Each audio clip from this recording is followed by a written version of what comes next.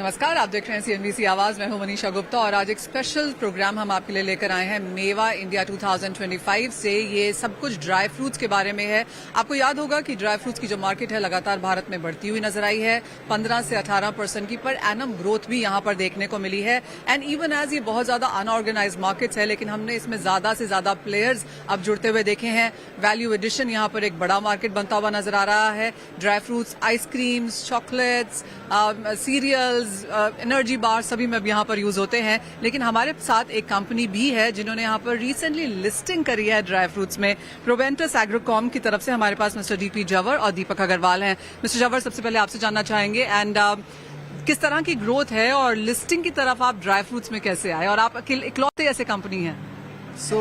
आज की तारीख में ड्राई फ्रूट का मार्केट इंडिया में 60,000 करोड़ का है और उसमें से जो इतना भी ऑर्गेनाइज्ड मार्केट है, अराउंड 15% मार्केट इज ऑर्गेनाइज्ड है, तो अराउंड 8-9,000 मार्केट ऑर्गेनाइज्ड है।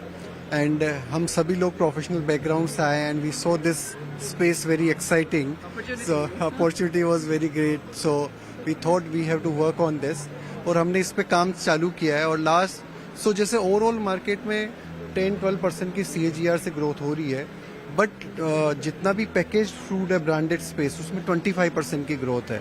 और जैसे हमने लास्ट 20 ईयर्स में इंडिया में देखा है कि जितने भी पैकेज फूड है और सारी इंडस्ट्री अनऑर्गेनाइज से ऑर्गेनाइज ग्रोथ हुई है, तो हम यहाँ पे एक बहुत बड़ी अपॉर्चुनिटी देख रहे थे and that is why we moved on that. And उसी के साथ में वी ऑलवेज बिलीव्ड कि capital market help lot to company grow and इसीलिए हमने जून 2023 में लिस्टिंग कराई थी। And we see lot of opportunities from plain dry fruits to healthy snacking, on the go snacking, so that journey is still left for India. तो पिछले एक साल में किस तरह की ग्रोथ, क्या नए प्रोडक्ट्स आपने यहाँ पर ऐड करे हैं और अब आगे आने वाले एक साल की अगर बात करें तो क्या प्लान्स हैं? 2023 में लिस्टिंग के बाद हम हर साल 40% की ग्रोथ देख रहे हैं कंपनी में और पैकेज फूड हम लोग टारगेट कर रहे हैं 40-50% ग्रोथ में।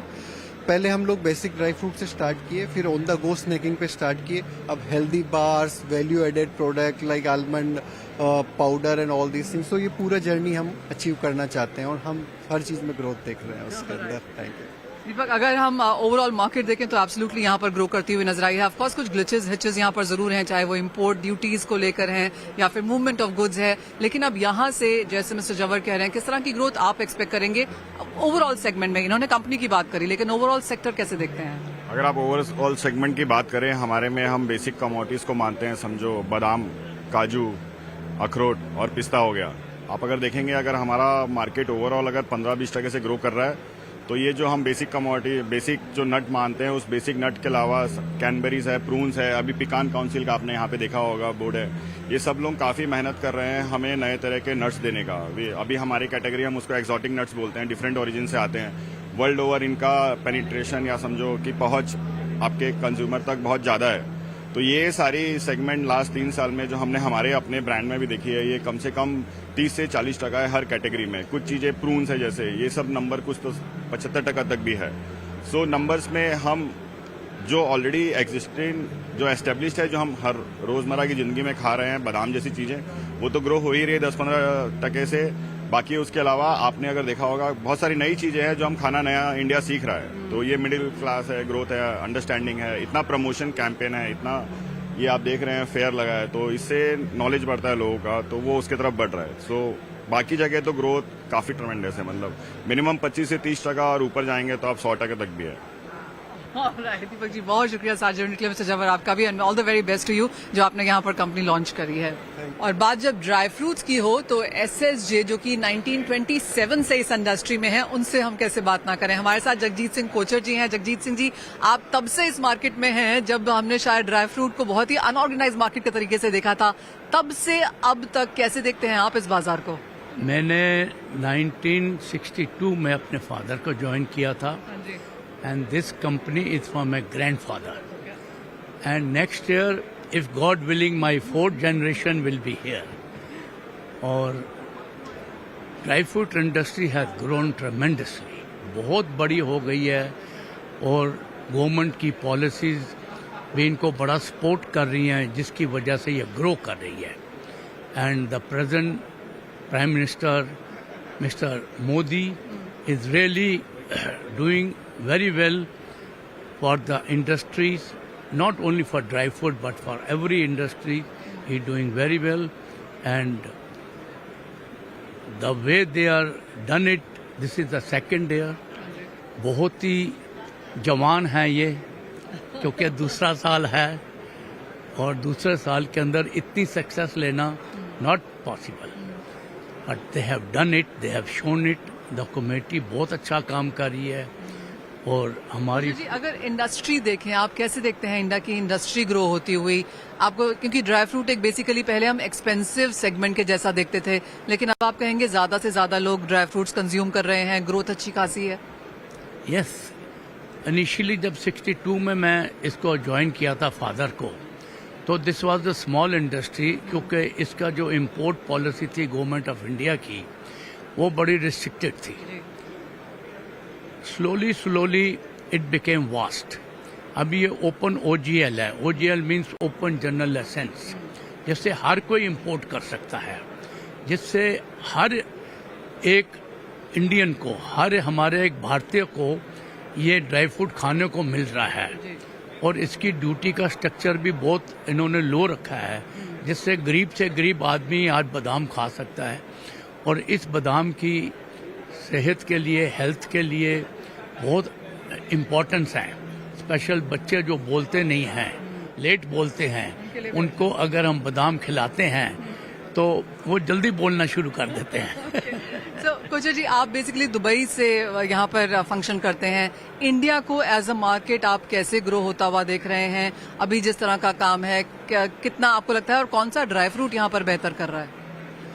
ऐसा है कि India is the biggest market. मेरी नज़र में इस वक्त सबसे बड़ी मार्केट इंडिया है, और इम्पोर्टर्स ग्रो कर रहे हैं, एवरी डे इजाफा हो रहे हैं, और बहुत कंज्यूम हो रहा है. इधर ड्राई फ्रूट बड़ी मिकदार में कंज्यूम हो रहा है, और prices are also very reasonable. बड़ा अच्छा काम चल रहा है, and they are very cooperative. और सबसे बड़ी बात यह है कि घर घर में ड्राई फ्रूट जा रहा है, और ये एक बहुत इम्पोर्टेंट बात है. जो हम पुराने ज़माने में कहते थे काबुली वाला आया तो वो ही सिर्फ बादाम खिलाएगा, अभी वो बात नहीं है. अभी काबुली वाले की जरूरत नहीं है. और अब आगे जाते हुए आपको क्या लगता है, किस तरह की ग्रोथ देखने को मिल पाएगी? और अगर कोई पॉलिसीज में चेंज करना हो तो क्या करने की जरूरत है ड्राई फ्रूट सेगमेंट के लिए? देखो, पॉलिसी में हमारे को एक वॉलनट की थोड़ी सी प्रॉब्लम है, जिसकी कि ड्यूटी इज़ वेरी हाई, और comparatively other dry fruit items are अच्छे हैं, उनके लिए पॉलिसी अच्छी है. सिर्फ वॉलनट में थोड़ी सी प्रॉब्लम है. वो भी हमने गवर्नमेंट को बोला है, रिक्वेस्ट करी है कि इसको कंसीडर करें और इसकी ड्यूटी थोड़ी कम करें, जिससे ये चीज़ और ज़्यादा इधर बिक सके. क्योंकि वॉलनट की जो सूरत है वो ब्रेन की तरह है. That means it develops your brain. तो ये हर एक के लिए ज़रूरी है. इसकी इतनी हैवी ड्यूटी रखना ठीक नहीं है. बात अब यहाँ पर काजू की करेंगे, और आपको बता दें कि इंडिया एक सबसे बड़ा कंज्यूमर तो है ही, लेकिन यहाँ पर प्रोसेसिंग भी अब सेकंड नंबर पे आ चुकी है. हमारे साथ राहुल कामत हैं, बोलास के. राहुल नमस्कार, शुक्रिया साथ जुड़ने के लिए. नमस्ते जी, कैसे हैं आप? आप काजू पहले जानना चाहेंगे, किस तरह की मार्केट अब इंडिया में बन गई है? पिछले 5 साल में किस तरह का शिफ्ट आपने बनता हुआ देखा है, और अगले 5 साल कैसे दिखते हैं? पोस्ट कोविड लोगों में एक हेल्थ कॉन्शियस आ गया कि दे आर लुकिंग क्या मैं क्या कर रहा हूँ. पहले लोग नहीं सोचते कि एक इम्यूनिटी बूस्टिंग क्या होता है, हेल्थी फूड क्या होता है, बट कोविड के बाद सबको समझ में आ गया. तो हर एक ड्राई फ्रूट्स का कंजम्पशन बढ़ता जा रहा है, एंड काजू का भी कंजम्पशन बढ़ता जा रहा है. एंड आई थिंक अभी यंगर जनरेशन एक ड्राई फ्रूट्स को एक फैशन समझ रहा है कि कीटो डाइट, वेगन डाइट, ये सब एक फैशन बन चुका है. तो इसलिए I think dry fruits consumption बहुत बढ़ेगा. सो काजू, फ्रॉम काजू प्रोसेसिंग, काजू वैल्यू एडिशन, ये सब कुछ आपने यहाँ पर किया है. किस तरह से डिमांड यहाँ पर फिर बढ़ी है? नहीं, डिमांड सबका बढ़ रहा है. बिकॉज अभी क्या है ना, because we are targeting the millennials and बच्चों को लिए. उनको वो जो प्लेन वेनिला कैशू होता है वो थोड़ा बोरिंग हो जाता है, तो they want something new. And हम क्या बोल रहे हैं कि जैसे हनी कैशू किया, वो बच्चों का टिफिन में डाल सकते हैं, सो हर दिन बच्चा खाएगा. तो उस टाइप का छोटा पैकिंग एंड इनोवेशन, अभी वो that is what we are trying to do to drive the segment up. Rahul, prices में किस तरह का चेंज देखने को मिला है? अगर हम पिछले 2-3 साल भी पकड़ के देखें तो काजू के प्राइसेस कैसे मूव कर रहे हैं? नहीं, काजू के प्राइसेस ऑलमोस्ट लाइक बहुत नीचे गया था, जैसे 550 रुपए का रेंज में गया था एक बार, वो अभी 750 रुपए का रेंज में आके खड़ा है। तो उस तरफ से देखें तो मार्केट थोड़ा बड़ा है, बट आप 5 साल से देखते हैं तो मार्केट में कोई बढ़ा हुआ नहीं है। 5 साल पहले भी 700 था, आज भी 700 है। राहुल, आपने तो वैल्यू एडिशन बहुत ज्यादा किया है, काजू से लेकर काजू कतरी तक, और अभी हमने अंजीर बर्फी भी यहाँ पर खाई। तो क्या वैल्यू एडिशन में किस तरह का मार्केट है? No, value addition is the, I think it's the future for us, because value addition करने से कमोडिटी से एक हम प्रीमियमाइजेशन कर सकते हैं, उसमें वो प्राइस में भी हम थोड़ा बहुत ये करते सकते हैं कि we can get some margin. So value addition, and आप यहाँ मेवा में घूमेंगे, हर एक आदमी वैल्यू एडिशन पे तुला है। So that is, I think that will drive the future consumption. Rahul, also क्योंकि अभी सर्दियों का सीजन है, शादियों का भी सीजन है, तो क्या ये सिक्लिकल डिमांड भी बढ़ती हुई नजर आई है? हाँ जी, एक्चुअली विंटर डिमांड एंड शादी का डिमांड काजू के लिए बहुत बड़ा सीजन होता है। जब हम समर में जाते हैं तो ट्रेडिशनली लोग बोलते हैं कि ये गर्मी का आइटम है, आप गर्म मत खाओ। But what we have seen recently is, जैसे आइसक्रीम कंजम्पशन बढ़ता है, हमारा ऐसे ingredient into ice cream is more, so summer में वहां से हमको फायदा मिल जाता है। एंड राहुल, अगले 5 साल में अब किस तरह के डिमांड नंबर्स आप बनता हुआ देखेंगे ओवरऑल ड्राई फ्रूट सेगमेंट में, और आपको लगता है काजू की जो ग्रोथ है वो वैसे ही बरकरार रहेगी?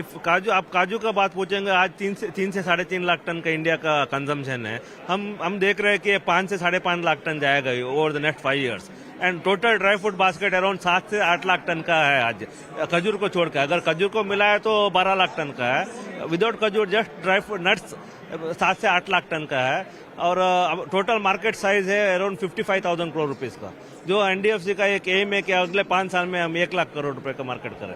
इतने स्ट्रॉन्ग नंबर्स हैं राहुल, बहुत शुक्रिया साथ जुड़ने के लिए, आशा है कि वो नंबर्स यहाँ पर अचीव होते हुए नजर आए। तो जहाँ तक बात बादाम की है, भारत का जो कंजम्पशन है वो near on the top 5 countries में यहाँ पर आता है, और उसमें भी जो ममरा बादाम है उसकी ऑफकोर्स अपनी अलग ही निराली शान है। हमारे साथ कमलेश भागचंदानी है ट्रू नट के। कमलेश, आप ज्यादातर यहाँ पर ममरा बादाम का काम करते हैं, क्या प्राइसेस हैं उसके और किस तरह की डिमांड है इंडियन मार्केट्स में?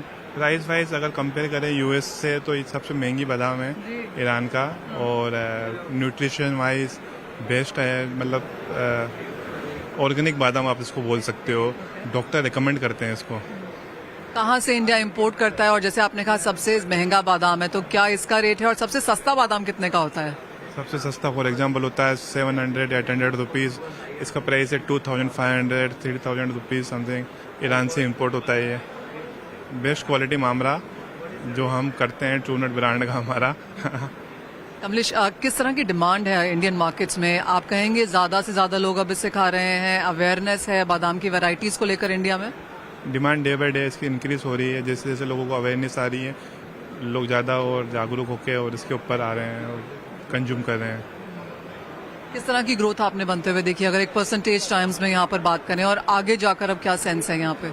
एक्चुअली इसकी क्रॉप लिमिटेड ही होती है ईरान में, और लिमिटेड प्रोडक्शन होता है, और उससे कंपैरिजन करें तो डिमांड एवरी ईयर इंक्रीज हो रही है 15 to 20%, तो इसलिए इसका प्राइस भी काफ़ी ऊपर रहता है। एंड ट्रू नट्स में और कौन कौन सी चीजें यहाँ पर, बाकी अगर ड्राई फ्रूट्स की हम यहाँ पर बात करें तो किस तरह की कैटेगराइजेशन है? मेनली हम पिस्ताचो और मामला में हैं, तो पिस्ताचो हमारा ब्रांड जो इंडिया में क्वाइट फेमस है, आप पता कर सकते हो किससे भी, तो अच्छा है रिस्पॉन्स इनको इंडिया से। कमलेश, बहुत शुक्रिया साथ जोड़ने के लिए, आज यहाँ पर बात करने के लिए हमसे, थैंक यू।